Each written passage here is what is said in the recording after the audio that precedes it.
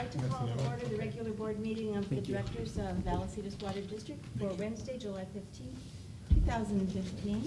And we would like to have the Pledge of Allegiance first led by Tom Scaglione. Ready, begin.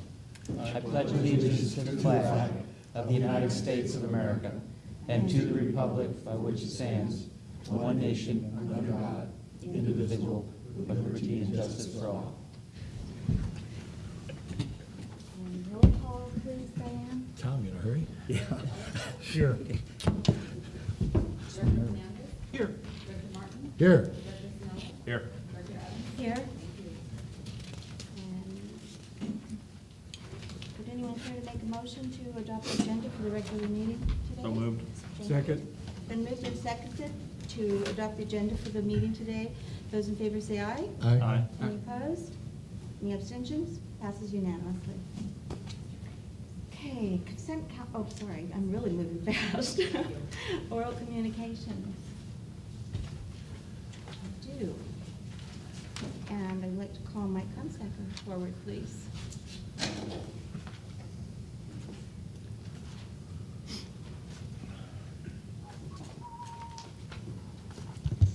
Mike Hunsaker, board member of Property Owner Defense League and the Twin Oaks Valley Property Owners Association. We are considerably concerned about the water requirements and the sewer requirements for Newland and San Marcos Highland Estates proposed projects. Nothing we have seen allays our fears that we're going to end up paying as ratepayers for the facilities for these big developers. And I think it needs to be addressed. There's also concern about the new water plan, how it's to be done. And one of the concerns is the rather simplistic approach to apartment uses. A 1, 2, or 3 bedroom apartment uses a lot more water than the one apartment use that appears to be in the master plan. This needs to be approached with care. There's also an increasing issue of how do we define community gardens? Where are these established? Are they commercial? Are these paved through some master plan which intermixes agricultural water from landscaping? Do residents pay for the water and some commercial individual get the fruits of the agriculture? These are all issues that we would like to see addressed. But most of all, we want to make sure that these new developers are paying their fair share for all the new facilities that they're required. We understand the sewer account is already in the hole, so exempting them from impact fees does not exactly seem to be physically responsible. Thank you. Thank you, Mike. Okay.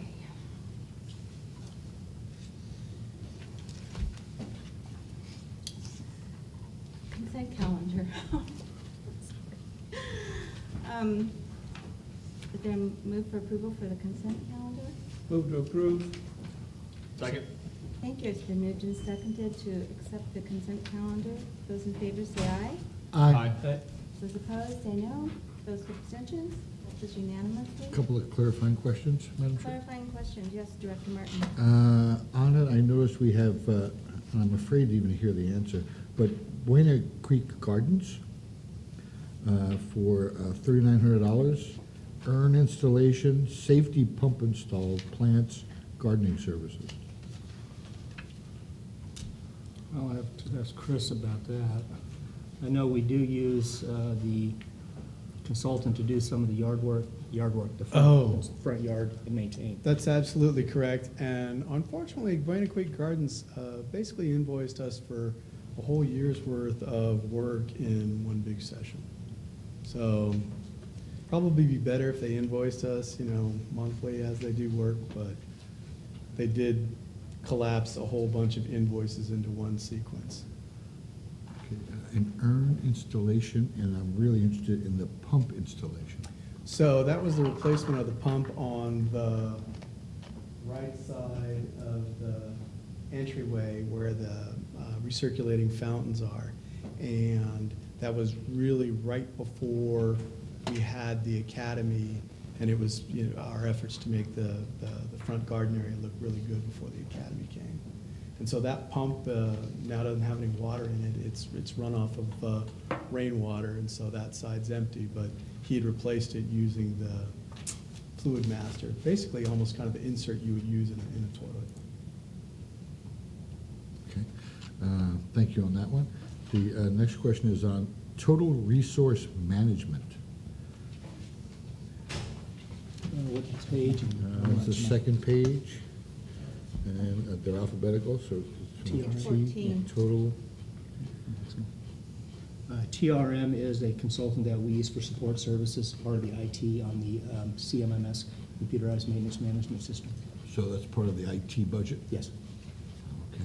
And the last one is Southland Water Tech. It says for a flow meter, and I'm just curious, do we rent flow meters, or do we own flow meters?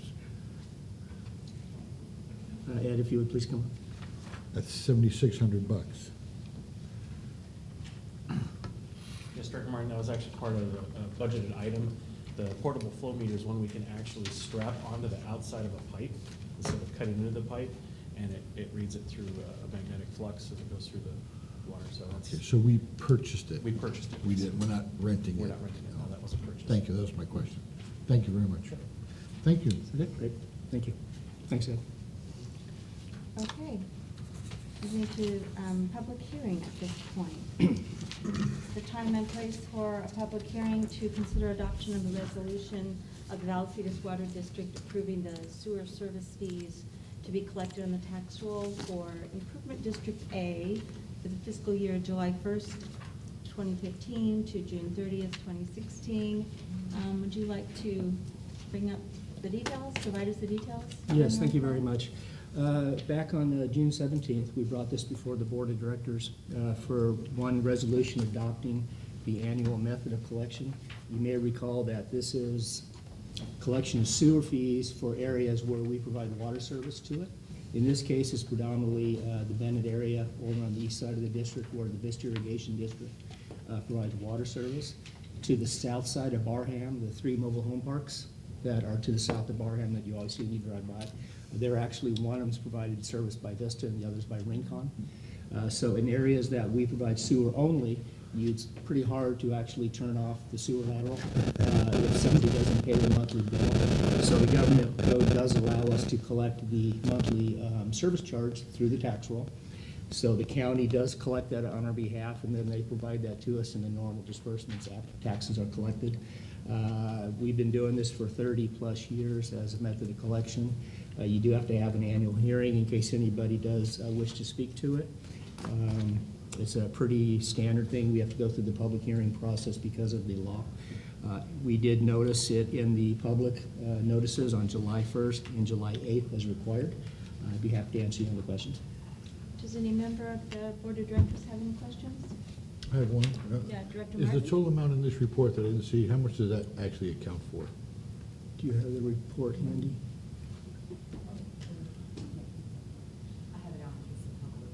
It's,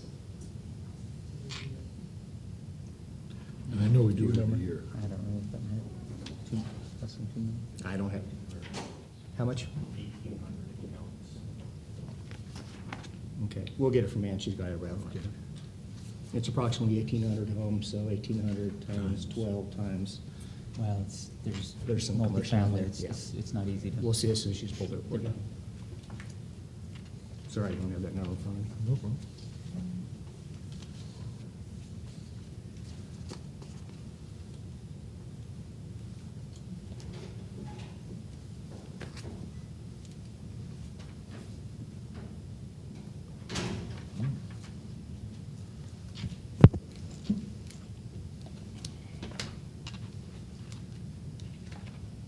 $973,021.80.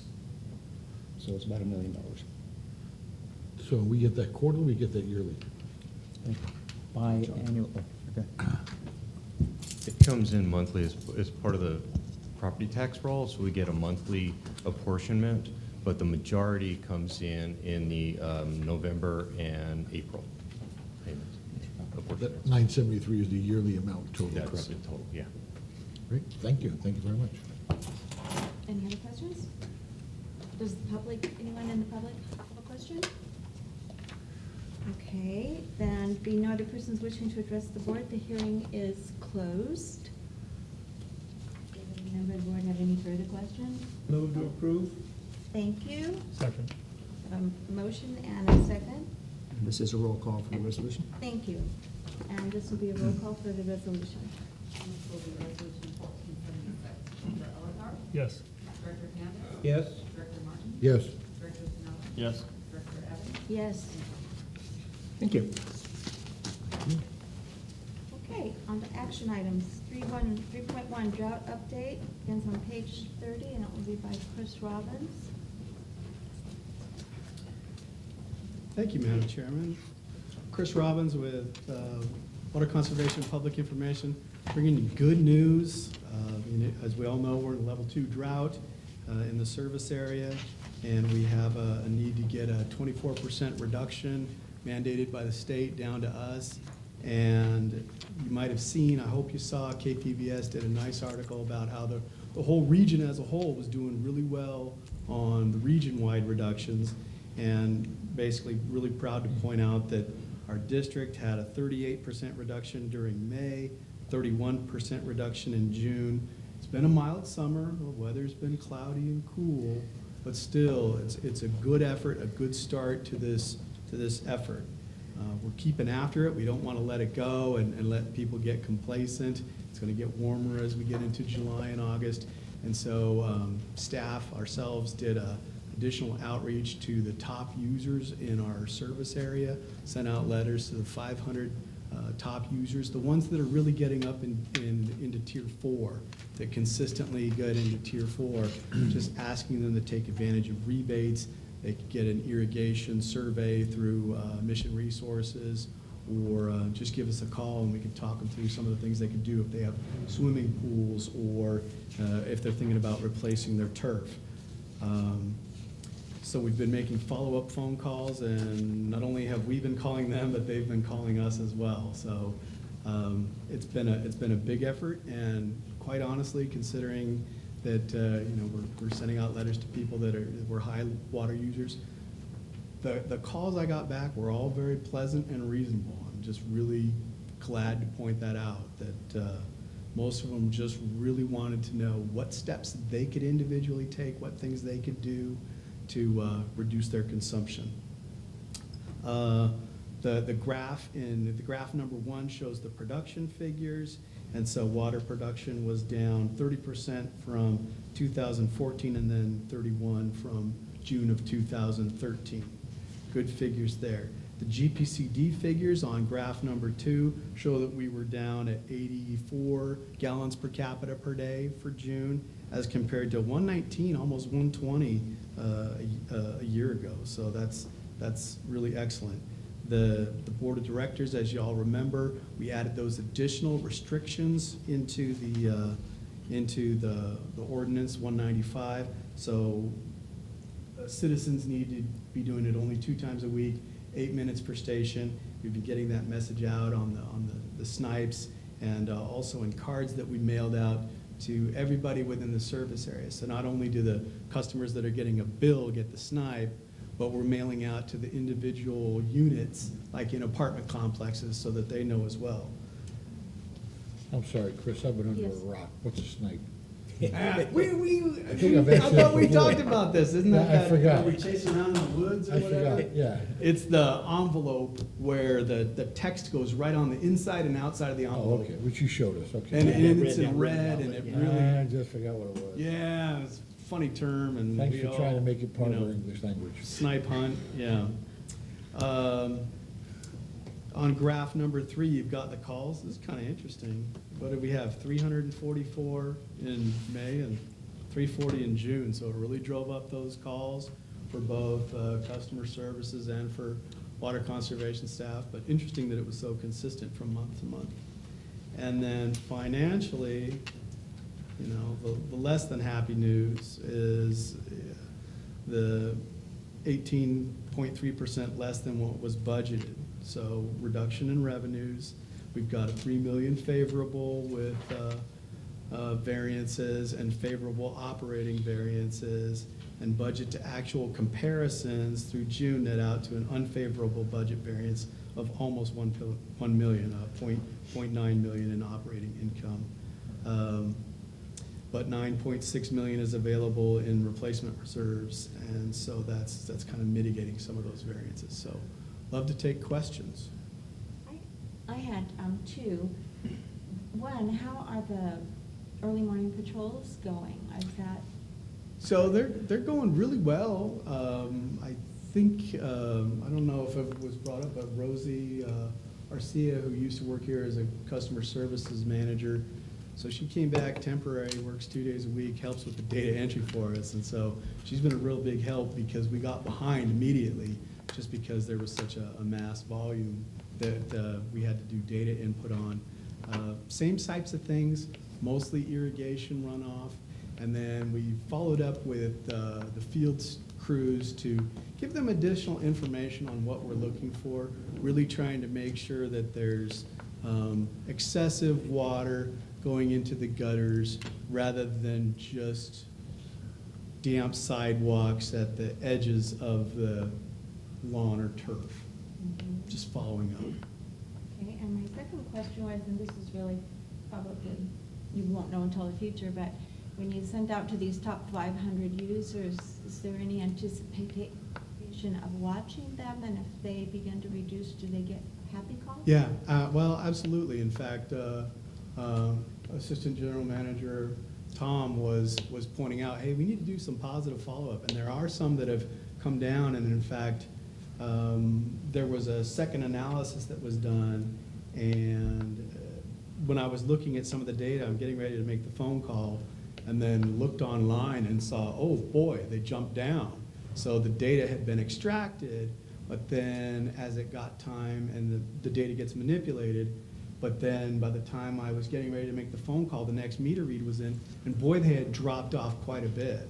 And so there have been some instances of that. And so we might make an effort to bring some of these, especially some of the commercial accounts that have really kind of made an effort to pop down, bring them in and maybe have a session Well, here. I definitely think we need to let them know they're using too much, but if someone's made the effort, I think it can give us a little bit of extra, that they know it's appreciated and True, noticed. true. If that's possible. And I believe Director Snell. Hey, Chris, thanks for the report. I also got a postcard last night in the mail. So did that go out to everybody? So yes, you're exactly right.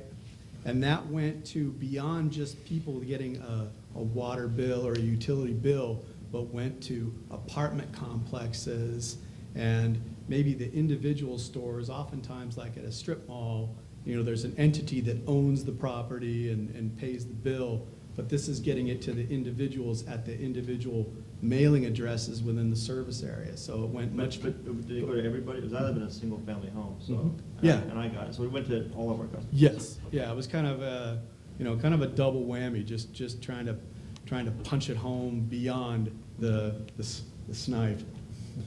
And then the last thing I had is, I've been noticing a significant increase in kind of social media outreach efforts on your team's part, which is great. Have you noticed any kind of an uptick of positive interaction with our customers on social media? Are our friends and followers growing? So true, and the really exciting thing is, and I was, kind of going to hold back and talk to you about this, at another time, but we've done some work with Facebook itself, their staff, to help promote social media, and their analysts are good. They're helpful and really professionals, obviously, in that field, and so our likes have gone up, pretty exponentially. It was 240 some, partway through June, and we're at 823. And I was really kind of waiting, I was hoping I'd like to get 1,000 likes by the end of July. That's kind of, what I really want to be able to tell you is that we have 1,000 by the end of July. I think it'll happen. I don't see why it wouldn't, just based on the growth we've seen. But that is exciting and good engagement with customers. And, there's always going to be some, but, most of it just really positive and there's also, cross-pollination you get with other entities that are sharing your thing, your posts, and helping get it pushed out further than you just did on your own. Yeah, great, thank you. Thank you, that was a Would like to speak?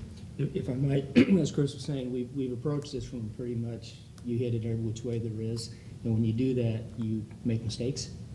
You hit the same person twice. You don't get one person, you tell on their neighbor, and the neighbor tells on them. So amazingly, with all the little things that have not quite been right, it's all been positive. Even the mistakes haven't been met with animosity or anything else. It's been, oh, okay, but we're trying to do what we can. In the press release that we sent out, we're very careful to say we did a great job, but this has to go until February. Don't give up now. And if you click on the website, they did a pop-up screen now there that also says, hey, good job. Thanks for all your help. You're doing a great job. Keep it up. So we're trying to give the feedback on the positive side as well. And if any of you guys see anybody from Santa Fe Irrigation, give them a brownie point. They met their 36% cutback. Which, if we had to lay money on that, I would have lost money. But they actually did it. And we all accused Mike, he only had one guy quit watering his yard, and they did it. But Santa Fe did do it, and I think, we'll see what the report is, but I think everybody hit their individual target for June. It was a good job. fantastic. Very good news. Thanks. Thanks, Chris. All right, next item, 3.2. Come on up, Rob, and get yourself ready. Water and wastewater duty factor presentation. And this kind of goes Sure. in good timing with what Director Martin had asked, I think it was last board meeting before, just where do we stand with all the stuff that we hear? We hear no, they're doing this, they're putting in low flow this, they're doing that. Where do we stand? And keep in mind, Rob will give you the time frame, but this presentation doesn't include the current drastic steps we're under. So keep that in mind. It's not suddenly we're 30% less than we've ever been. No, we're getting there, and it's an evolution to come down. But Rob will give you a walkthrough, and this should answer a lot of the questions that you guys have been hearing and things that you've been told. Thank you. Take it away, Rob. Thank you, Mr. Lamb. Good afternoon, Madam Chair, members of the board here. Just some quick introductions to get started with here. Black and Beach is working on the master plan project for us here, and we have a couple of members in the audience here. We have Mr. Scott Lynch here on the left. He's the project manager. And then Mr. Kyle McCarty, he's on his right there. He's project engineer helping us work on this. As far as this master plan presentation, this is for the 2014 water and wastewater duty factors. First of all, just to kind of give a little bit of a synopsis where we're at here on the master plan process. Overall, what we've done so far is we've obtained the different land use from all the different land use agencies for all the properties. I'll kind of go into that in a little bit with the slide. We've created our water and sewer models there, and we've just completed there with signing what we call the duty factors, which is basically the average water and wastewater use for a particular property depending on its zoning or its land use. And then once we complete this here, the next step is to generate the future water and sewer demands.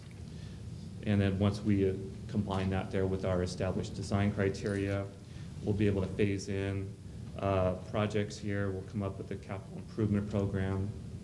We'll eventually come up with a cost for it there and be able to complete the master plan. And of course, we'll also create a program environmental impact report for this as well. And so I'll start with the land use, and just for your information too, this is designed to be a little bit interactive, so if you have questions there along the way, just let me know. Okay, so the land use here, we've obtained the land use for our district. We have 5 different land use agencies that we obtained the information from, cities of Carlsbad, Vista, Escondido, and San Marcos, as well as the county of San Diego. The Vallecitos Water District, we are not the land use agency here. Land use agency is the cities and the county, so we have to go to them to get the approved land uses. we take that land use, we will also take the Sandag population estimates there. We are using the Sandag Series 13 information, which is going to include the information population data from the 2010 census. And just so you know, the master plan includes all agency-approved developments as of the June 30th, 2014. And you'll see this figure again probably next month when James makes a presentation here on, I believe it was DSAL. Basically, this is all of the different land use agencies that we serve, predominantly City of San Marcos and an unincorporated County of San Diego land. Okay, so getting to the duty factors here. Basically, we come up with duty factors from several different sources. Not only do we use the actual water meter reads for all of our 20,000+ different water meters within our district here, and also with the, I think we have 15 different sewer flow meters. We use other information as well to come up with these duty factors. We make comparisons between the water meter data and the sewer flow meter data to make sure that, yes, you should have a little bit more water at least than you do have sewer for each of these here. If you don't, you got a problem. And we also make comparisons with duty factors in previous master plans as well. So if we see a big drop-off, for instance, here in one different land use category, we'll probably measure that against previous master plan duty factors, and instead of dropping it completely, we'll probably ease it down there and see if the trend continues. And for the water demand side, this is a comparison for all the different land use categories that we have in our master plan. Basically what we're doing is we're comparing the actual measured data from our water meters. This is from July 2008 to June 2014, so 6 years worth of data. And on the right column is what the 2014 master plan duty factors proposed to be.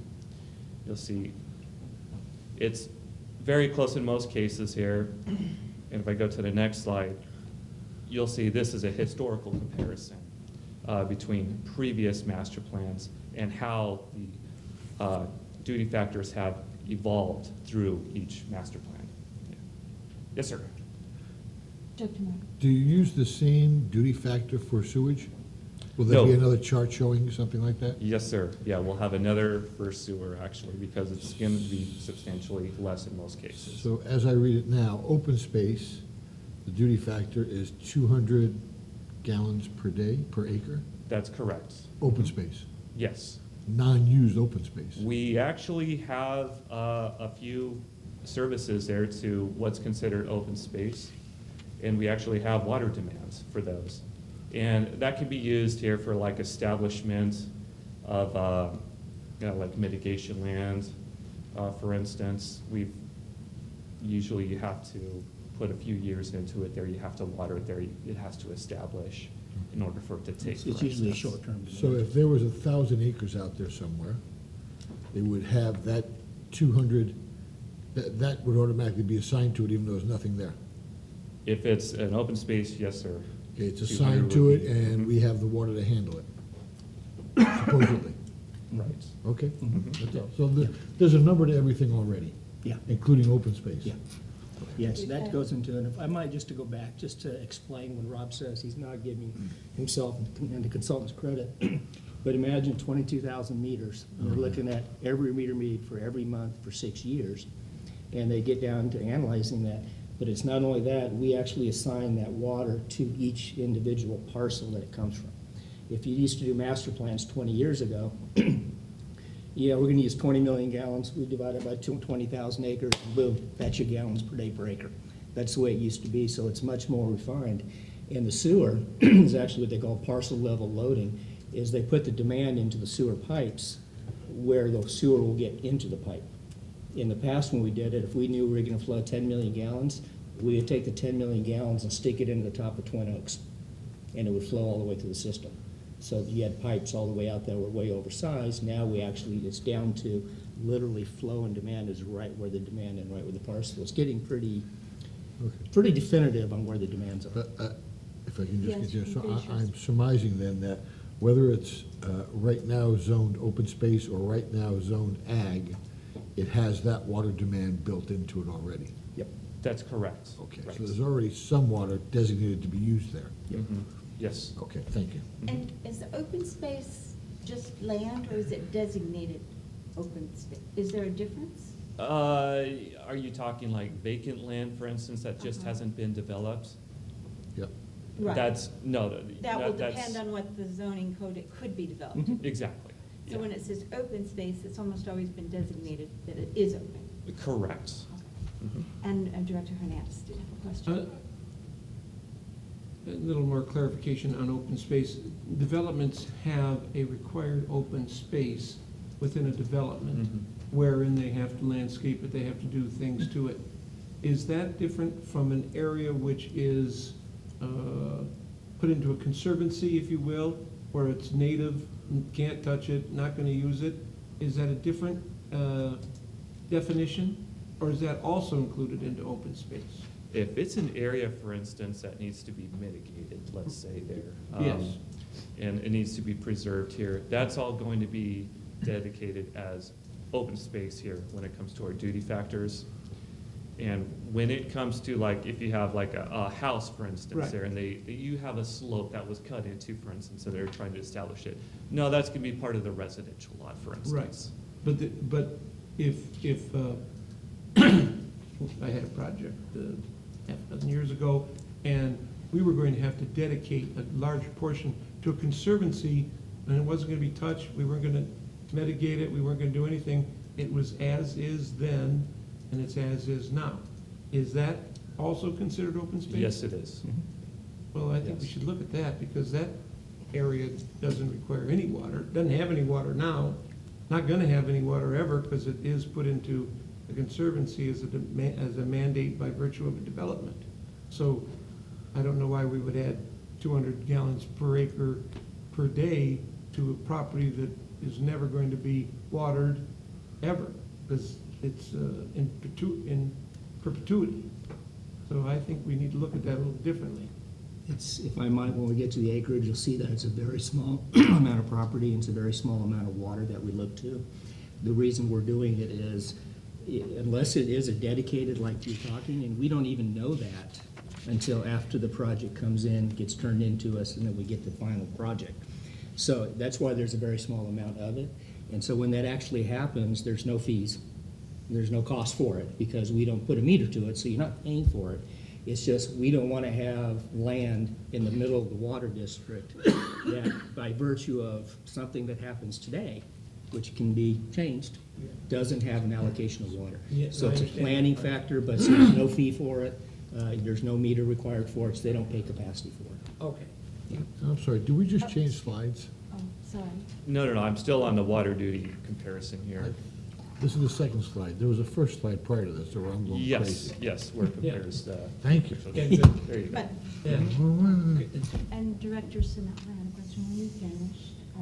Well, go ahead, because this, I do have a question on this slide, but it jumped off, so Okay, I all thought right. I lost my opportunity. Yeah, on these, the various different residential units here, can you go to the other slide? Now you got me confused. Here. Okay, thanks. These examples, there's I don't know, there's probably, looks like 10 of them there. It looks like, if you just look at the trend of the gallons per day per acre for these residential uses, it goes from 97, let's take this 12 to 15, goes from 34 to 28 to 33 to 45. But we hear a lot about newer homes being built with, more efficient systems. Obviously, we just heard a presentation that our customers are listening to the conservation cries that we're putting out. Why is that not built into our models as to perhaps it going down a little bit? To address this question, let me go back one slide here. What we use here when we compose the duty factors there, I have that list of like 4 different items here. The primary one being what we're actually measuring there through our water meters we have, well over 20,000 meters through our system.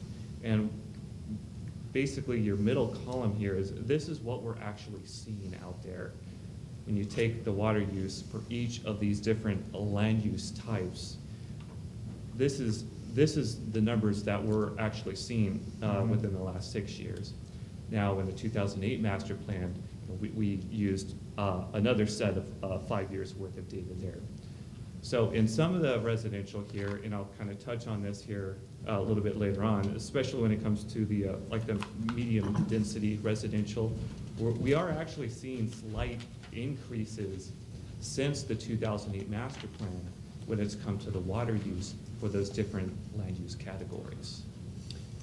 But if I could on that, Director Snell, you got to keep in mind the last 5 years worth of data, they had 2 droughts, and it also had a 6-year recession. So the amount of homes that quote unquote have been built with all this new water saving stuff has been a very, very small percentage. You'll see some references later to that. And the 2 big growth spurts we had between the 91 and the 97 master plan was Paloma, San Alejo, and everything else. So all of those homes had the low flow toilets. They're the 2.8, 2.2, 1.8, whatever the number was that they had to replace with. So they've already got all those. So from 93 on, when we had the drought, we've already hardened the demand with shower heads. We've already done the toilets. What we're seeing is the result of now leaking toilets. We're seeing that. And the other thing, like Rob mentioned, let's say we look at look at this one, the 4 to 8. From 24, 28, we're still recommending 2,500. What we're seeing is more growth going in on the higher end of the density. So where it used to maybe be 4 or 5 units in that category per acre, we're seeing more towards the 6 and 8. So it goes up as a higher amount per acreage, but it's really a smaller amount per home because there's more homes on the same amount of acreage. So like I said, don't confuse these numbers with units per home because they're 2 kind of different animals because we don't look at individual number of units, we look at averaging on the property. And you'll see some examples of the newer projects, and you're going to be surprised at the results. Okay. Oh, Craig. Yeah, just one last question on this slide. It looks like the 30 to 40 dwelling unit, it looks kind of anomalous. That one really jumps up. Is there a particular reason? That's a great question, actually.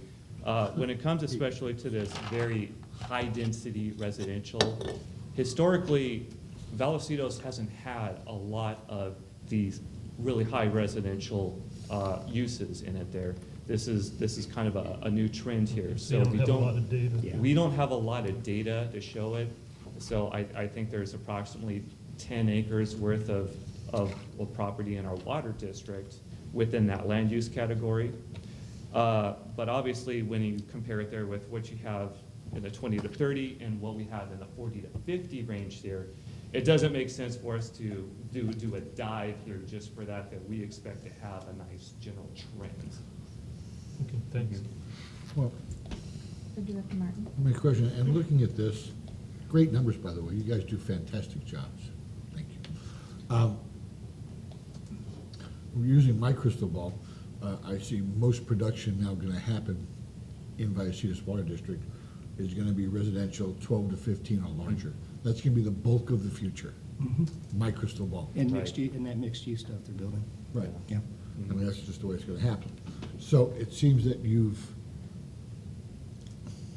the numbers seem to overplay that in my mind. Like the one using it 4877 is what you have, but you're putting it out at 7,000 is what it's going to be. That's a huge gap to me compared to, single family will be about the same, the others will be about the same. We're not going to build very many of those. Does that make sense? Yeah, but once again, I think the numbers are twisted. Yeah, we're trying to trend the data here because if you look at the 20 to 30 dwelling units an acre, that's about 6,200 gallons per day per acre That's that we're measured. currently seeing. That's what we're measuring out there. And then the Right. 40 to 50, we're over 10,000 gallons per day per acre. Right. So we only have one project at 10 acres, and we know that it wasn't even occupied or fully built within the duration that we have data. That's So you're the kind of difference. smoothing it in between. Yeah. Exactly. It'd be hard to have one subdivision in between that's 30% less than on either side. And unfortunately, we can only use the data we have. we ready for the next slide? Yes. Okay, so Breathlessly. I showed the slide here when we compare the water duty factors of previous master plans, and you can get some ideas of what the trends are. And then for the wastewater side, this is how the wastewater duty factor is comparing the 2014 master plan proposed duty factor versus previous master plans on that as well. And as you can tell here, we're not really proposing very much change from the 2008 master plan as far as the wastewater duty factors are concerned. I think we have a little bit of reduction here on the industrial side, and that's about it here. I think we've also removed, we used to have a small duty factor there for open space there. We have removed that from the 2014 master plan because we're just Congratulations. not finding it there. Yes, Director Hernandez. Well, help me to understand, if we have reduced the water, I mean, it's all going down the same pipe. We don't see, you gotta keep in mind, the reduction, 50 to 60% of your water is outside. Right. So everything we're seeing right now is outdoors. So our sewer flows, while they did drop off during the recession, they've come back up to, well, you'll see this in another slide here in a minute. So what goes into the house and into the businesses, because the toilets are already done, the showers are already done, what we're seeing is an increase, but it's an increase because of houses are occupied that weren't occupied. Businesses are back in business. We went to Abbey, Lost Abbey, to the brewery, they're booming. So, 3 years ago, there was hardly any sewer generation from that, but it's all, whatever goes in, and what it's called is a return to sewer ratio. So what goes into Abbey comes out, and actually probably more, because people are drinking the beer there and generating a little more while they're there. So that's why the sewer is not dropping off compared to what water is. Sorry, Rob. No problem. Okay, moving forward here. So when we come to the mixed use there, as Mr. Lamb was talking about, what we do for developments that come in there and look to put in mixed use, basically the first floor for a mixed use there, it's typically the commercial, it's the industrial, or it's an office professional type of land use here. So for the first story demands, we'll use whatever's on the first story, whether it's commercial, whether it's industrial, and then when they stack on the residential, we'll put in a factor for the residential appropriate to water or wastewater. So for water, the residential factor we stack on is 200 gallons per day per residential dwelling unit. And for wastewater, it's 180 gallons per day per dwelling unit. Director Martin. Yes, sir. Single-family home, is that coming up, or just tell me what it is? And we want to compare that number to the numbers you're showing us here. So if you take, for instance, a very rural single-family home with some acreage there on it. No, not acreage, just a regular. Okay, so we're probably looking at, let's call it, 1,400 to 1,800 gallons per day per. Single family is 500 on water and about 240 on sewer. I'm sorry. Okay, 500 and 240 on sewer. Yeah. Okay, so we go to the apartment, and what did we say that was? And then you're looking at about 200 gallons per day per dwelling unit. For water? And For how water, much sewer? and 180 for wastewater. Mhm. Okay. And that's gonna prove out here by using the units that we can now calculate and look at. I thought I said hotel example too. Yeah, you'll see them coming. Yes. And so this is kind of a different look at it here, also comparing the 2014 duty factor versus the previous master plan duty factors. But what we're trying to show here is something that we've actually been able to do for the very first time. It's kind of a back check on these duty factors. So if you take your highlighted 2014 master plan duty factor, and then the column to the right is the acreage for each land use category for each of these duty factors. You multiply the two together, you'll get your number there, total gallons per day on the far right category for each of these land use categories. And if we total all of these up here at the end here, you'll have a total of about just under 15.3 million gallons a day of water demand. And if you add in here, we've got about 230 1,000 gallons per day that we haven't been able to match up yet with each of these different categories. When you add that in, we're just under 15.5 million gallons per day if we used the duty factors that we're proposing. Now, when you take a look at our 2013 actual water demands here, you can see we're about 0.3% higher than those actual water demands. So it fits very nicely with actually what we're seeing out there in the field. Yes, Director Martin. First of all, bless all of you that can read that. I test as well. Is it possible for us to get a real-life copy of Yeah. this, maybe Yeah. sideways, before we leave tonight? 'Cause there's no way I can read this. Yeah, we'll get it for you. I'm listening well, Yeah. but I can't read it. Yeah, this was the last slide we added in. We knew it'd be an eye test. Yeah, I'm old. And then on the wastewater side, this one's a little bit better. Yeah, And we see mean a little. not as many Just columns. a He little said bit a lot, better. he said a little. Well, actually, if you take those duty factors and multiply them out for all the acreage that we currently serve for wastewater, you get about just over 7 million gallons a day.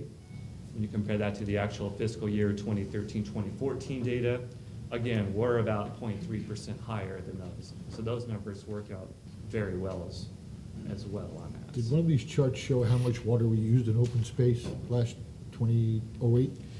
Or whenever we did it? Yes, sir. My guess is it's zero. That's a wild guess on my part. And hopefully it wasn't Black and Beach that figured it out that time. 200 acres and Yeah, 300-something thousand gallons. Yeah, about 346,000 gallons, give or take. Of open space was used, That's what we would be projecting.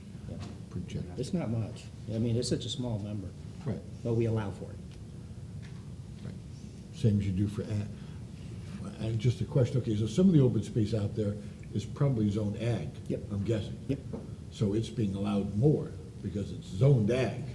Well, though we're by not using by it. example, without pointing at an individual project, but if you have an area that was coming in into an area that was formerly zoned ag, Right, okay, agricultural zoned land does not have any exemptions on what you can do with it.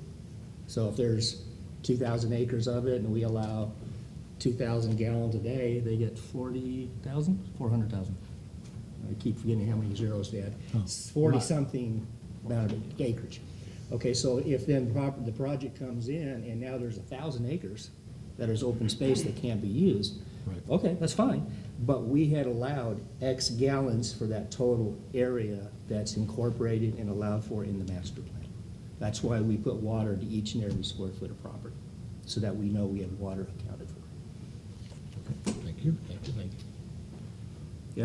That goes back to the whole thing Rob's doing. We average gallons per day per acre based on land use, because we never know what's gonna actually be built. Right, but you have changed from what you did in 2008 this time to showing open space 0. On the sewer side. On the On wastewater the side. wastewater side, but not on the water. Not on the water Yeah, side. because The you can water see what side- there actually was some use. On the water side, we actually have measured use there on open space on the water What would that side. measured use come out to be in a number we can understand and compare it to the, whatever you allowed for it? In other words, you allowed in open space X amount, what was actually used? What was the real number? 133. Thank you. 340,000 gallons. So that's 133.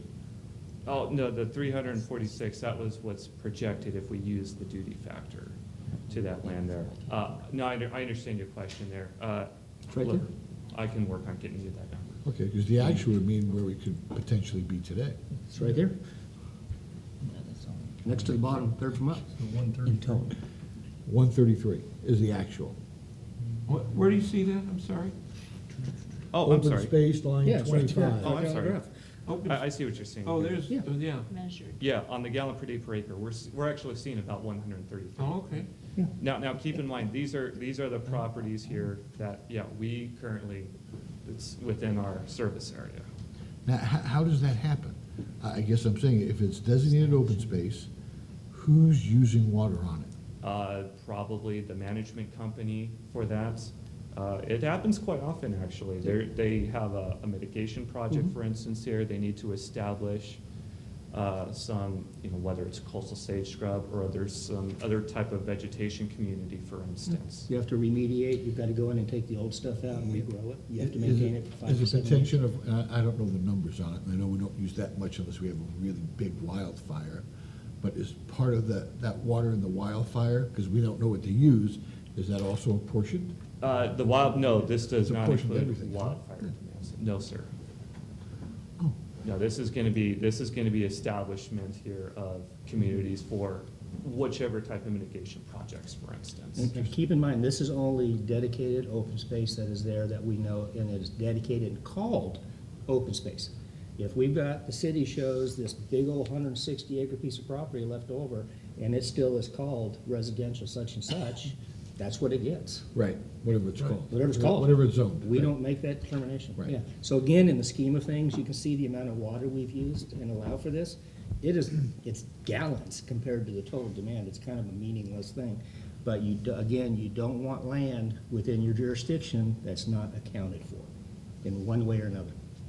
And, The question I have is, does the city actually have a land designation that use as open space? Mhm, Absolutely. They do. Dedicated This open is not space, yeah. part of, in my mind, I'm thinking of Discovery Hills, that whole band of vegetation as you're going down, not only the Parkway, but the uphill side on Craven Boulevard, that whole area of landscape is their open space. And is that this open space, or is that residential? Okay, you're talking like medians Well, and so medians forth and there alongside of designated, the road here. as part of the development, they are mandated to have an open space. No houses in there, nothing, that's open space. And most of it, they still and maintain. landscape. Pardon? And most of it, they still maintain in water. Well, yeah, absolutely, Yeah. but Put a lot of is that water. open space, or that is open space? Yep. But in San addition to Leo that, has a the ton, city absolutely. actually, Ton of it. the city actually has empty properties designated as open space, a land use. Is that what I'm hearing you say? I don't know if whether they're vacant or whether they're actually established here, but the city does have a land use designation for open space. Absolutely. And again, in the scheme of things, it's a small amount. I mean. Yeah. Well, 300,000, 350,000 almost, that's a lot of water. I mean, that's a lot of water, but not compared to the 15 million. I hate to say it, but that's 2 single-family homes in a year. That's it. In the scheme of things, that's 2 single-family homes. 1 acre foot is 326,000. Yeah, right. That's what 2 single-family homes use in a year. Yes, sir. This is 350,000 gallons in, when you Yeah, project yeah. that all the way through. Yeah. It's And not we much. have 15,000 acre feet a year that we use? Mhm. Average right now. Oh, okay, thanks. That's, I mean, it's sort of when I sent you that information you requested on Nestle, and they were taking so much impact on using at 10,000 gallons per day of bottling. Yeah. In the scheme of things in the state, if there's 4 of them, it's perception more than it is reality. Okay. Okay, so just to summarize the duty factors here, overall, very few changes from the 2008 master plan. On the water side, residential water duty factors did increase slightly, and your agricultural, industrial water use factors decreased slightly. And on the wastewater side, agricultural duty factors, this actually should say industrial as well, decreased slightly. We expect here, we do get better at this every time we do it. As Dennis was kind of describing the modeling here, we get more and more information all the time there. So we do expect these duty factors to be very accurate. As we showed in the previous couple slides here, we're within 0.3% of actual water demands and sewer flows if we used those proposed duty factors. So what I wanted to do here is just run through a few examples.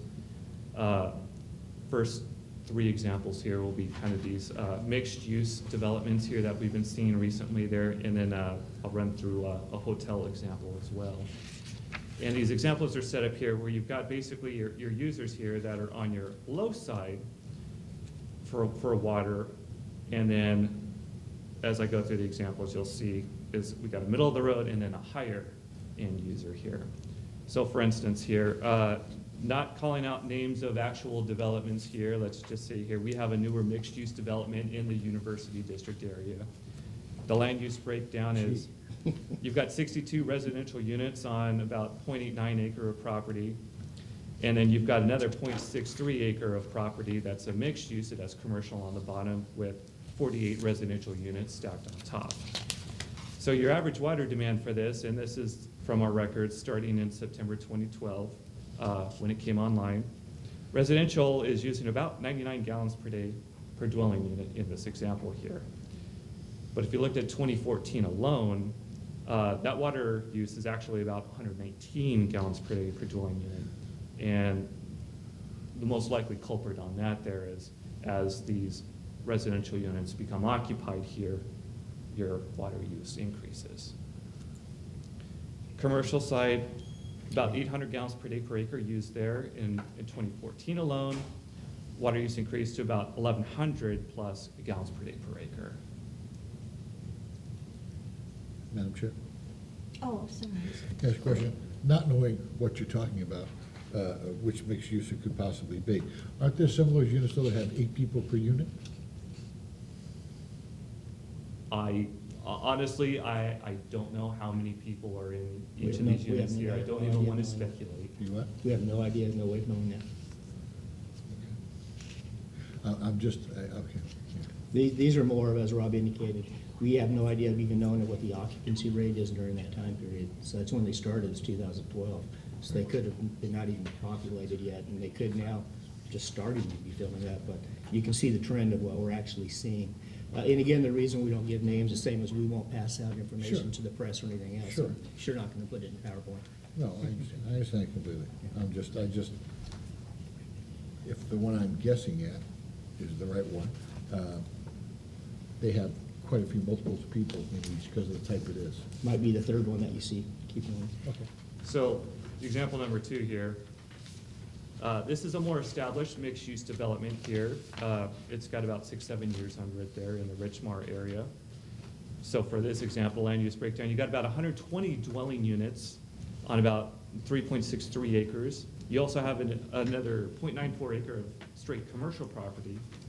And then you've got about 0.6 acres, that's a mixed-use commercial, with about 4 residential units on top of that. So when you look at these water records for the past 6 years, you'll see the residential is about 187 gallons per day per dwelling unit. And in 2014 alone, it increases slightly to 195 gallons per day per dwelling unit. And on the commercial side, commercial side, you've got about 1,169 gallons per day per acre. In 2014 alone, though, that has increased to about 1,700 plus gallons per day per acre just for that year alone. And then taking a third example, which is a very, very new development here in the University District. This is a 0.67 acre mixed-use commercial development with 64 residential units on top. You see in this example here, and this is just over 5 months worth of data. Residential is about 274 gallons per day per dwelling unit, and the commercial is about 1,700 plus gallons per day per acre for this example. So you see these mixed-use developments here, some are low-end and some are high-end.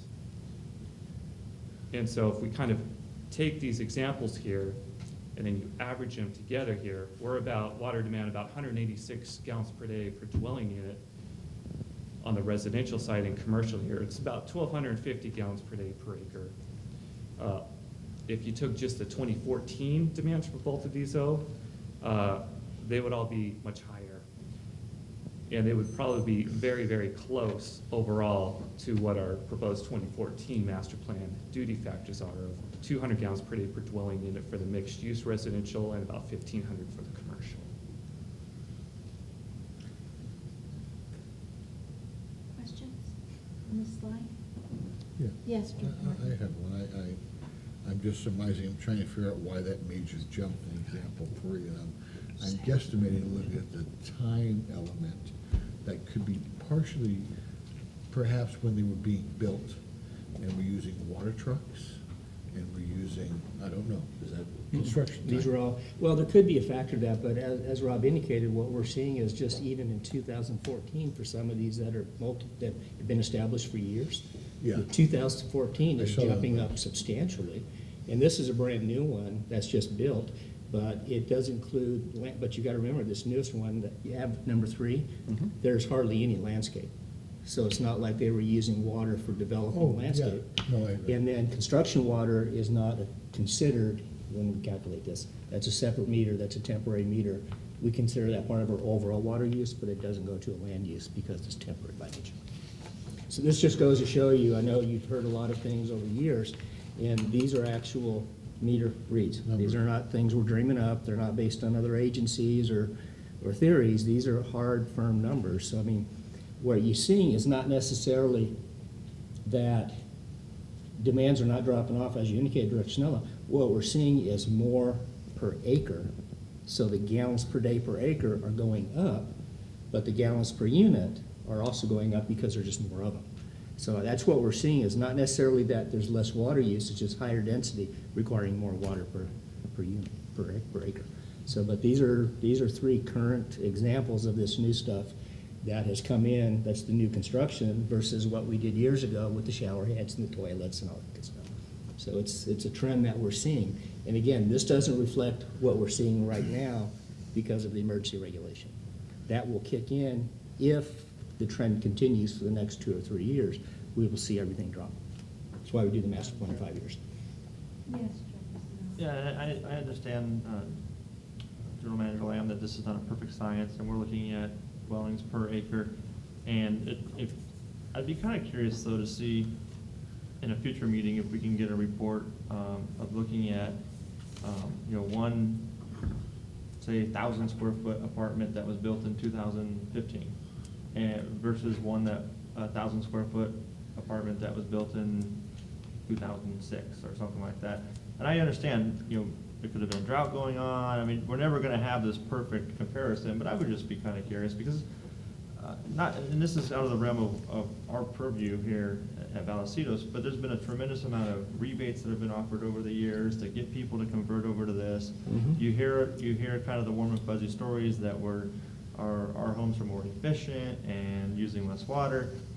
I'm just, since we're here and we're kind of in this. Sure, we'll take a look and see what we This come up with. business, if you will, Yeah. I'm kind of interested to know if that's actually true or not. Yeah, what we might be able to do is go pull out a specific apartment complex that has been around, and we've got meter reads from, I don't know how far back we go, 10 years maybe? About that. About 10 years, so what we can take a look at is we'll get an old apartment complex and a new one. We'll just, yeah, Curious? yeah, you bet. Yeah. Yeah, we've actually done a little bit of that there. The numbers run all over the board, Mhm. and it just depends on, a lot of it, how much landscaping you have out there. Yeah. But, it also depends on the economy, because I certainly have neighbors who have like 3 families living in a house that there Mhm. was only one family Yeah. living in quite a while back. And I'm sure you see, and I know Director Martin was Mhm. saying the same thing, I'm sure we see this in apartments, so even that will make a huge difference. we So see- even we if see the a transfer. toilets are doing the best they can, we don't have a way to tie it to It's population. not a perfect science. And no, it's not a perfect Well, science. Jim's kids And have moved back in 3 I'm times. assuming the economy increases commercial use as well. That's just in the granny Very flat. interesting, but, ooh, very Neighbors. revealing Friends of numbers. kids. But you're absolutely correct, but they may move out of the apartments and move back in with their parents. All we do is Yeah. transfer the demand from the apartment back to the single family home. Yeah. I won't let my son move back in with me, I can't afford it. That is a Well, great don't let point. him use any water if he does. Yeah. And I think my condo is a prime example of that there. It started with a pair of us here, and now it's a full house. So, yeah. And I think that's the same with all the other condominiums in my complex. And he's too. got a similar comparison with the 3 hotels, you can see where they stand. Mhm. So getting to that example here with the hotel comparison here, 3 hotels, for instance, here, that we have in our district here. We have various rooms assigned to them. One of them has, let's say, a kitchenette. One of them, let's say, has a pool there. You can see that the demands here, the gallons per day per room, do get impacted here based on those. But hotel number 2 using considerably less water. Why is that? One potential Reason is because it has neither. It has a what? pool or a kitchenette. It does not have. They may not serve a breakfast, continental breakfast, they may not have those facilities to have you come down and get. And the free that's just a continental possibility. Yeah, we don't know for sure. Would that be potentially the oldest one? I couldn't say, to be honest. They may have off-site laundry, they may do on-site laundry, we don't know. Right. Because that's a dramatic difference. Yeah. Well, we should find out, because that would be great. Translate that information to Maybe they're doing 1 and something. 3. No, I don't think we'd stay at 2, I think we'd stay at 1 or 3. So when you do a weighted average per room, I think of. yeah. Well, I was gonna say, if you were comparing a suite to a room, you already have, rooms aren't equal on water usage. As you said, it's Yes. impossible to get down to Exactly. that So kind of we're design. Exactly. averaging 121. So we counted 121, and the 2014 proposed duty factor, 125 gallons per day. It's pretty much right there. And it's the same duty factor we used in the 2008 master plan as well. And I think that's your, for policy on how we actually do it as well. That's current policy when we calculate fees. Okay, so the next step on this for the master plan here will be to project what our future water demand is going to be, utilizing these duty factors. Column to your right here, that's the projected ultimate demand here for each of the previous master plans that we've done. And so we will project both the water, and then the next slide here, the wastewater flow for the ultimate here. Could you go back to the water again for a second? Yes.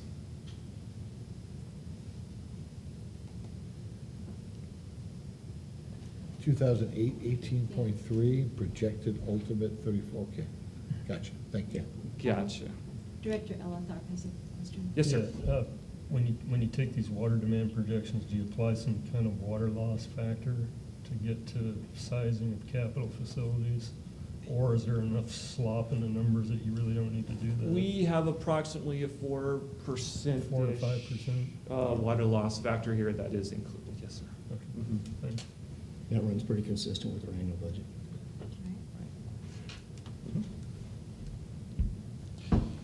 And as far as the schedule is concerned for the master plan, like I saw or showed here on the last couple slides here, we'll generate those future water demands and wastewater flows.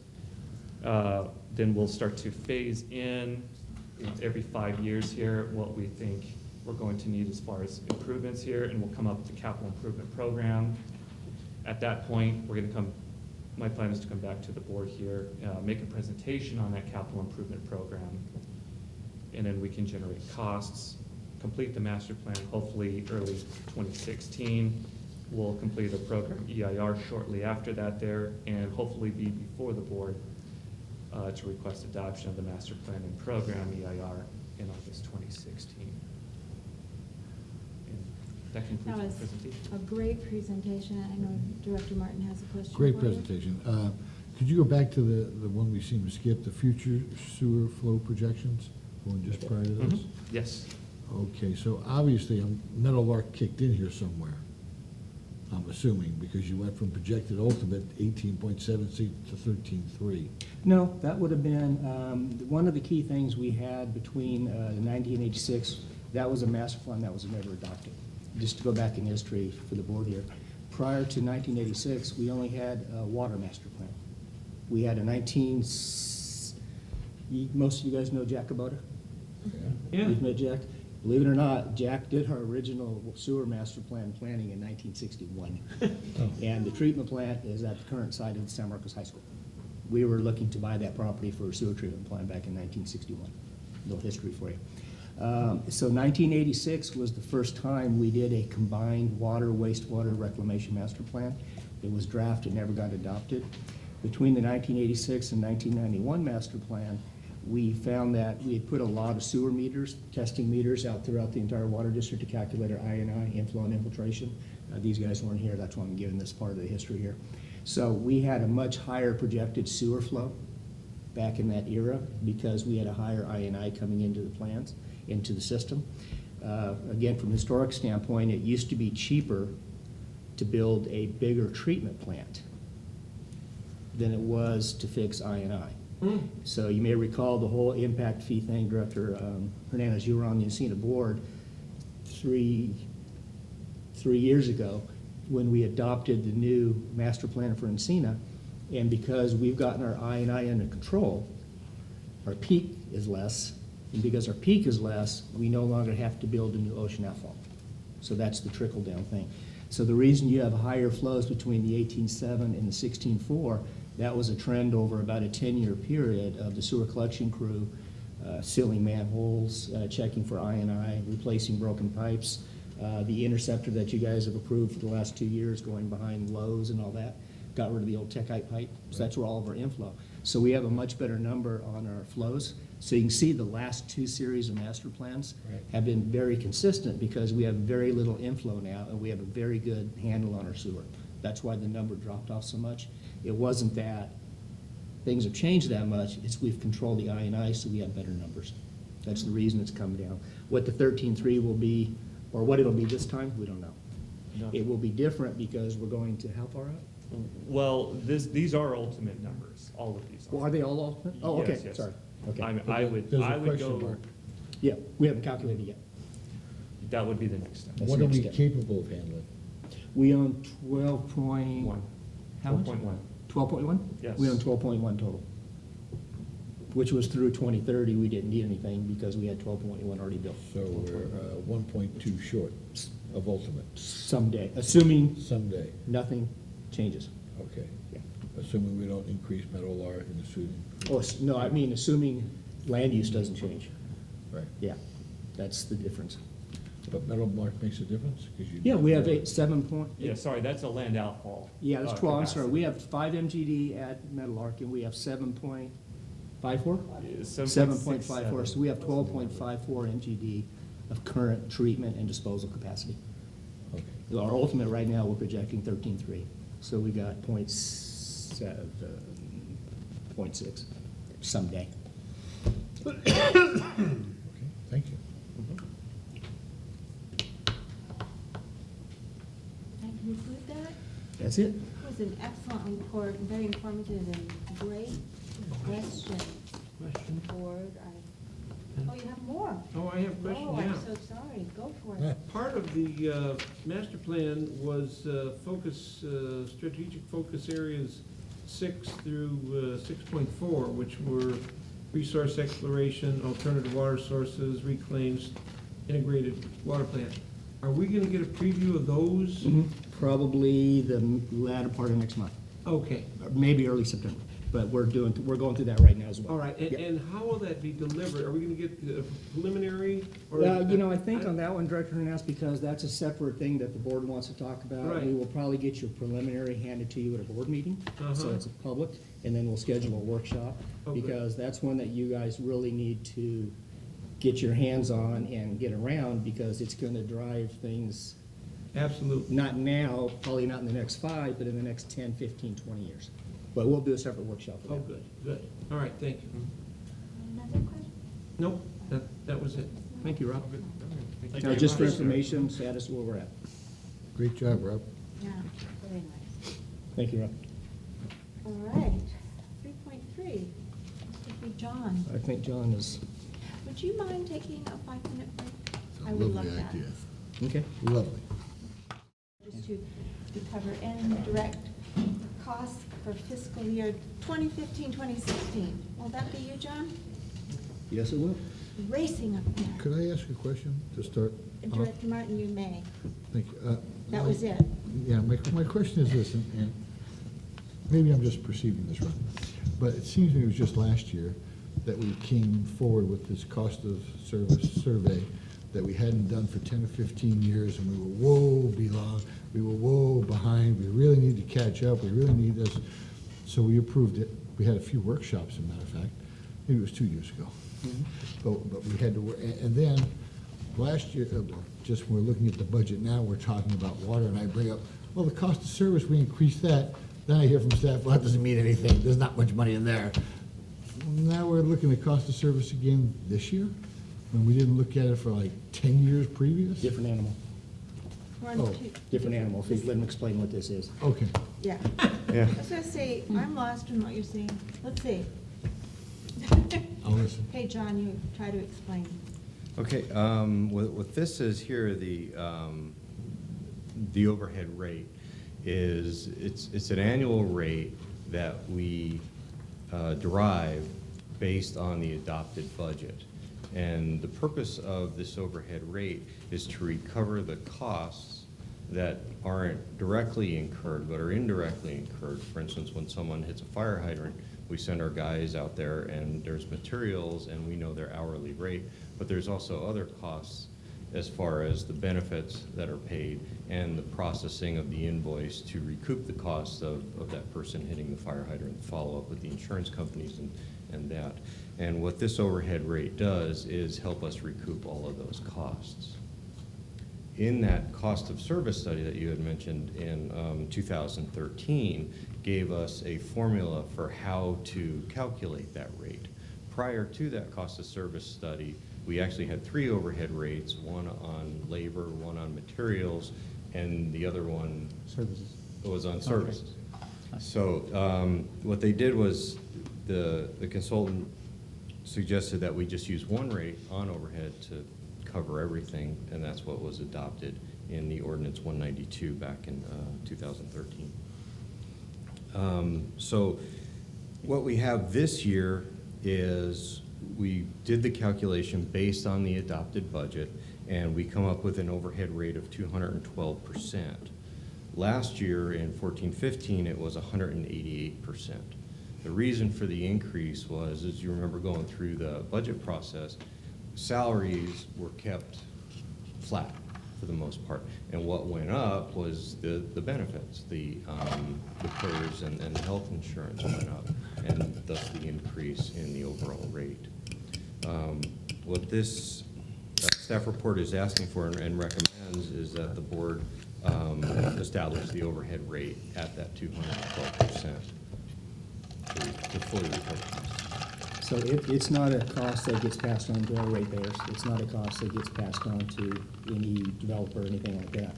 If somebody does something and we provide a service to them, we just recover the burden cost. The 212 is what I put into the staff memo because that's what the policy says. I had John go back and look at that for some alternatives because of the difference. You may recall the IT budget. We moved a lot of stuff over and we had a lot of increases in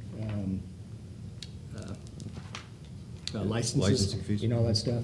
So I had John go back and look at that, and because it was a big surge this year, and I think it will level off next year, what I had John do is go back and look at it, and I think he's got a revised rate of 198% instead of the 212, keep it back down to the same area where it's at right now. And I'm sorry, What? Director Sinella? So just to make sure I got my head around this appropriately, or correctly, this is a rate that, for an example, if somebody were to run into a fire hydrant, that we would give to their insurance company to fix it. And it's not gonna, and just to reiterate your comments, it's not gonna be passed on to any of our customers in any way, shape, or form? Correct. Unless they're the one that hit the. Unless they're the one. Yeah. So it doesn't raise our rates, it doesn't raise costs for water, it doesn't raise cost of sewer. It recovers the burden rate if we have to provide a service to somebody who we're providing a service to. And before, Director Martin, I just wanted, the formula you use is what you got from the cost of survey, which is you take this budgeted indirect costs, the employee benefits, and divide it by the direct labor costs? Yes, And that will fluctuate to your budget. Okay. Director Martin? so what other reasons would you be using this cost other than someone running into a fire hydrant? Which probably doesn't happen quite that often. We get a couple of those a year. Well, a couple of years, that's, you know. Once a What month. else? What They else are you help talking about? recover the costs when developers do come in and we have to do plan checks. Plan checks, We just, water services, sewer laterals. If we provide a service to them, they pay for the cost of using that service. I thought we just did that 2 years ago. I'm sorry, I Yeah, we didn't hear did. that. Well, the price hasn't gone up 200% in a year. You're looking at going to 188% from what you were at Yeah. in a year? Do what? No, the current rate that the board has already established is 188%. That's what you already have. You approved that last year and the prior year. That was last year's budget, and you've already approved that. What we saw was a change in the benefit cost of last year's budget to this year. You already have, the 188 is already a record, you already approved that last year. So in other words, for every buck we spend, we charge them $1.88 to cover benefits, overhead, everything cost goes with it. Okay.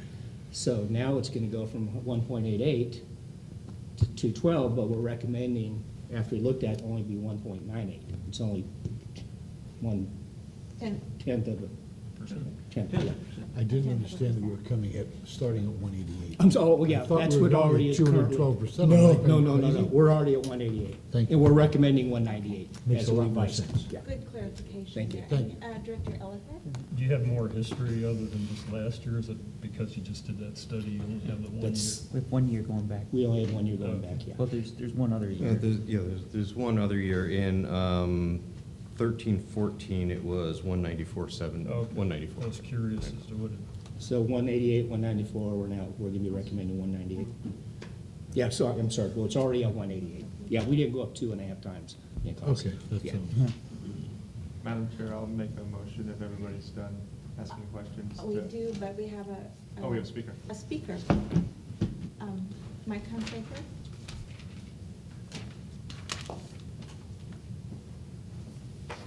Could I clarify your last name? Is it Hunsaker? Hunsaker, yeah. Like, okay, I think I've said it wrong every time. No, I just have a quick question. On the indirect costs and everything, how is routine maintenance and covered in these costs? We have a backlog, I understand, in replacing old lines. This is going to be in the capital improvement program, or is it an ongoing cost? Thank you.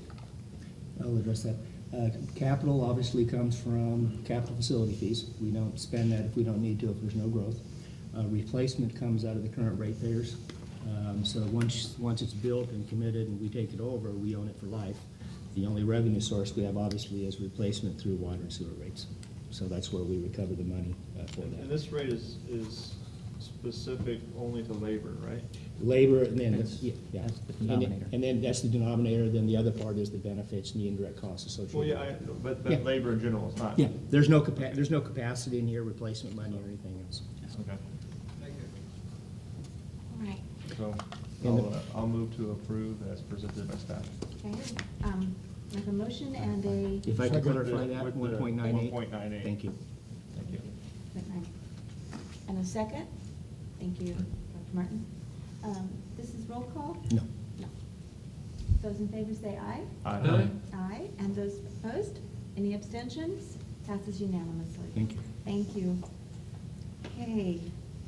Item 3.4, John, we're on again. Adoption of resolution for financial institution registry and authorization. Yeah, that's a mouthful, huh? It is. It should be a little shorter. Can't you do This is some exciting. acronyms there or something? This, excuse me, this staff report, this is an annual one that comes before the board also, just for a listing of the financial institutions that we interact with and who's authorized to interact with those financial institutions.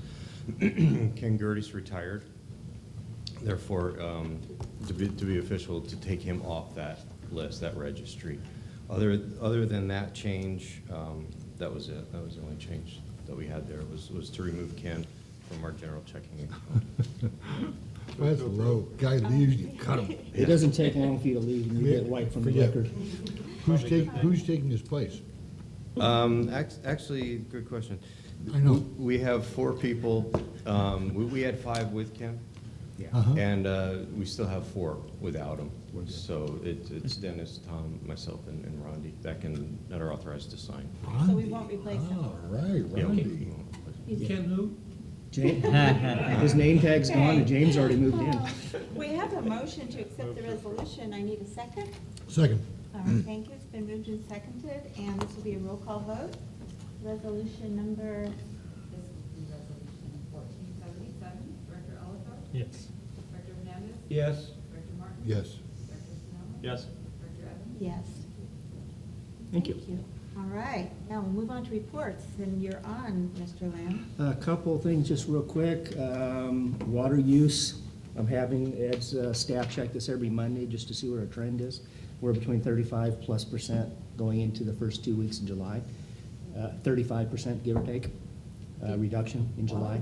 But again, consider the weather, it's been foggy and cool for most of the day, so we'll see how it trends, but it's still looking good.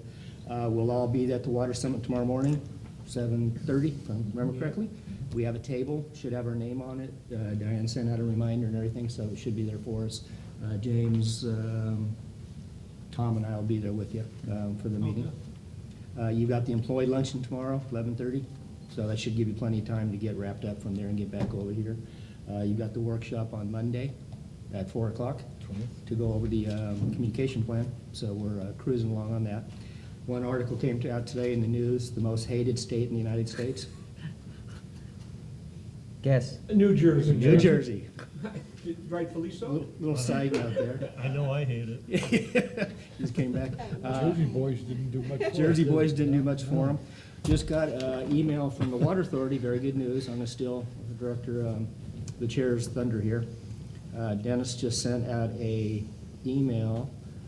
Let me find it. Victory, dear board members, pleased to inform that the courts ruled in favor of the Water Authority on phase 2 of litigation on the rate, and they awarded $188 million in damages, plus interest, plus some other preferential right benefits to where the way it works with Med is you get it based upon, I think it's your total financial contribution determines how much water allocation you get. It's always been a battle. They've not agreed with us, and the court did agree, so they won on all 3 spots on it. They'll update the board next Thursday.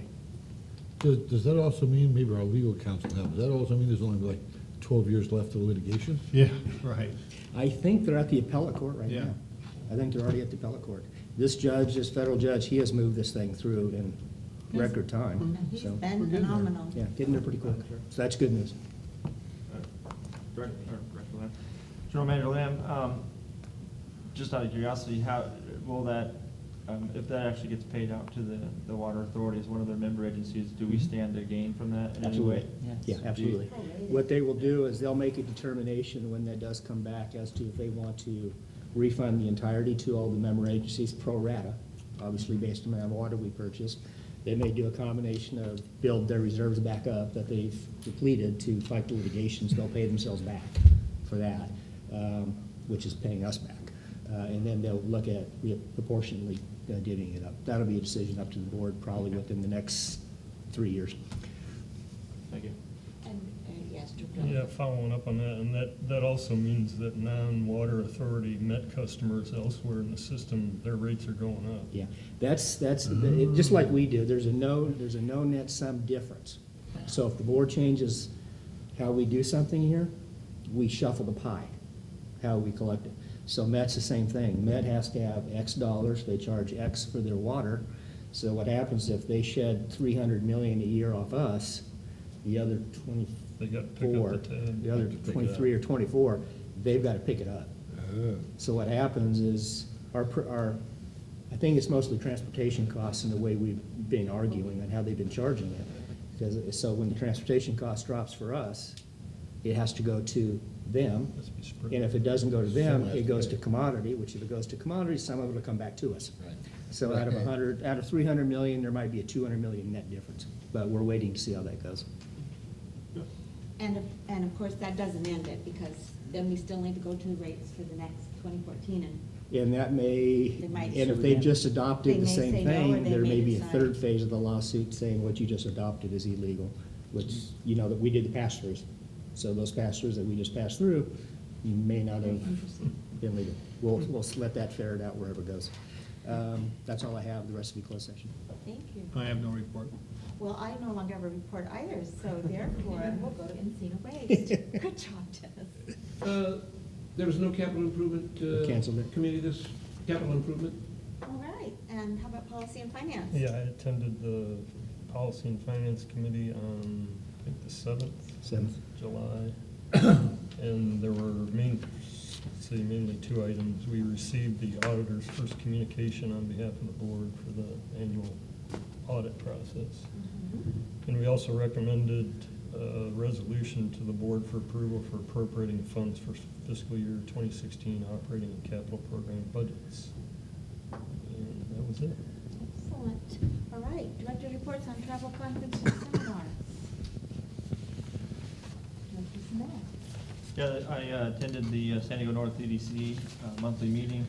They had two presentations that, and I think four of us were there, so I'll keep this kind of short. But they had two presentations. The first one was from an organization called Solutions for Change, and it's a North County nonprofit organization that's taking on the homelessness issues, and they wasn't water related, but it was interesting. And the second one was from the general based out of Camp Pendleton, who's charged with the kind of the facilities and various different infrastructures throughout the kind of whole western area. And his presentation actually included quite a bit about water, and it was really interesting what they're doing. And they see their water reliability obviously as a kind of a national security matter, of course. And for the first time outside of probably kind of our little water circle that we run with, I heard about the very, very preliminary plans to build a desal plant there in the long-term future on Pendleton. So that was good that it's on his radar screen. Wonderful. Yeah, really cool. Great. All right. Other business? Well, Oh, I'm so sorry. one more report. Yes. I was at the same EDC, and I have to tell you, I'm always impressed when you meet the commanding general, who's a brigadier general of Western, which includes Yuma, 29 Palms. 4 bases, I think. Always very impressive. I think it's 4 bases that he's in charge of. Yeah. Yeah, Miramar. Yeah. Very impressive. You look at a guy like that and you go, you know, if we go to war, that's the guy I want to be standing next to. You know, they're just amazing. Their knowledge, when you get to be that rank, they're just, they get still down to earth. So they're always impressive, And it was nice to hear him talking about water and the importance of water, obviously. And nice to hear him talk about desal on the federal reservation. Even if they were just to use it for them, that takes all of that off of San Diego County Water Authority, if they just use it for Camp Pendleton. But hopefully it's larger. Madam Chair, Yes. I too attended, and you're right, Director Martin, you do want to be standing next to him in a war, because he'll be way In the back. Yeah, so then you gotta be right next to him. That's all right. you'll be okay. That's true. But it was interesting, in addition to the other program, a new twist, not a nonprofit, but a for impact. He went on about how nonprofit, and we all have been involved in nonprofit, how you're not making any money, which is a negative connotation. But for impact, which his organization has had a major impact in reducing the amount of governmental funds for homeless folks and people in need of shelter. So he wants to change it around to a for impact organization. So I thought that was very interesting and unique, as well as what was been said. But he'll still take the 501c3 designation. And would you like to say more? Yeah, I attended the same, and it was an excellent presentation, both presenters. And one comment on the commanding general's talk, he did talk about endangered and threatened species on the Camp Pendleton Reservation. What he didn't say, they have 125,000 acres on that reservation, about 85,000 acres set aside that they cannot use because of threatened and endangered species. He didn't say how much has been set aside, but it's most of the base. Wow. It really impacts the mission of national defense. Can we use his water savings here at Vallecitos? Yes, sir. He's the buffer between LA coming to San Diego. That's true. That's what it is. That's true. Okay, under other business, if you will be attending the WEF Northern California tour, please let Diane know. I know you just sent us the email on the agenda for it, right? No, I'm thinking of the Urban Institute, but it's also okay. Okay, any comments for future agendas? Yes. Three of them. One, I know we talked about this some years ago, Dennis, quite frankly, but with what's going on now with the drought and all that, could we get a study accomplished in the next 60 days on hooking our condensate into our rain barrel? I know you had talked about it's a Yeah, little we- bit difficult, our condensate from our air conditioning, that runoff. Yeah, we talked about that. Yeah, but We couldn't get it from there. We couldn't get it from the room through to the barrel without literally going through the middle of the building, the open space here, because we can't put a pump. Really? Yeah, we checked with the building department, you can't put a pump on a condensate recovery because of the Legionnaires. Yeah, You it's can't got do it. gravity. So we can't gravity from where the condensate comes Oh. out to the barrel without going through the middle of the room. Oh, Yeah, we looked a at, little bit unsightly. we'll see if we can pull the drawings back out again. Okay, all right, very good on that one. Well, not good, but understandable. Number two. Oh, I know that, or I think I know, or I think I've heard that we're going to be seeing the lease come back on South Lake here. I know think it's up. November, October, I think it's November. Yeah, something like that. But prior to that, so we're not flat-footed, could we find out how long it's been in place, how many times it's renewed, and the current rate? If it is $1, then we don't need that, but I thought it was $1. Okay. And the other two items. Okay. And lastly, I would like to, in the next 60 days, see if we could get a study on what it would take to actually put solar panels on our Twin Oaks storage facilities. You know, we've been actually looking at that because the way the PUC's rules and some changes on net metering, and they had to look at statewide instead of just San Diego County, that was part of that lawsuit we were in. Uh-huh. Now it looks like it might start getting to be viable again to do a lease purchase, whatever they call that. Lease Yeah, purchase something- agreement. yeah, whatever they So we've call it. actually been starting looking down that. So what If I we- can do is we'll reach out to a couple of the people and get some. All right, and the items that I would specifically like to make sure get addressed is what a budget would be to do that. Sure. The cost of design and the cost to put it together, the timeline that would install it, and how much power could be generated from it, and what that would mean in a payback. You got a lot of guys that'll do that for free. Yeah, well, good, then we can just Yeah. ask one of them. And along that same note, the board's looked a couple times over the years on the low head Yep, generators. We went ahead and got one or two people that did it, and they gave us an actual quote on it. The payback period was beyond the cost of the equipment to replace it. right. So in other words, the low head just wasn't there to generate the power to do it. Like we'll give that to the board if you'd like to see it, but even they recommended, no, it's not worth doing it. And then the last item, I got an email here the other day about the water reuse symposium in September. And I wonder if we could take a look at that to see if that makes sense to attend. Okay. I don't know if Have we got that anybody yet, else Diane? got that too? Okay, we'll look that up. Yeah, all right. You bet. Director Snell. I just wanted to kind of more of an FYI, if anybody has concerns, they can bring it up tonight before tomorrow morning, but I know we've had some discussions regarding, public outreach and whatnot, but I have been asked to say a couple of words in the beginning of tomorrow's Water Summit, because we are one of the title sponsors. Kim Thorner, who Olivia Haynes of the other title sponsor, has been also invited to say a couple of words as well at the end of the summit. And essentially, it's, we're both on the board there, we're both on the committee that's hosting this, so they've asked us to come and basically, as the title sponsor, just say, thanks for coming, everybody. Open and close? Yeah. I mean, it's probably 90 seconds at the most, but if anybody has any concerns about that, please speak now or forever hold your peace, because it's happening tomorrow. Director Martin. One last thing is, next Thursday, we're having Meet the Electeds at the Chamber Sundowner. You've all been invited. Hopefully you'll all be able to stop by and attend. But that also goes to staff. They would love to see our general manager there. Yeah. And maybe our number 2 guy if he wasn't too Yeah, we'll be busy. coming back up from the water. Free food, authority, Tom. Can't beat it. so. They have booze? Well, it's $5 to get in. Well, Oh, forget it. Forget it. you won't do That puts Tom out. Okay. Yeah, I had RSVP'd, I'd be there. Yeah. But that, I mean, just as the outreach, people love talking to us, and they love talking to your senior management people as well, of which you have quite a few very good senior management Thank you. people that should be there. Any more? Our meeting is adjourned. Closed session. Oh, closed session. I don't think we have anything on the first one. I'm sorry, what? Yeah, well, we'll go in.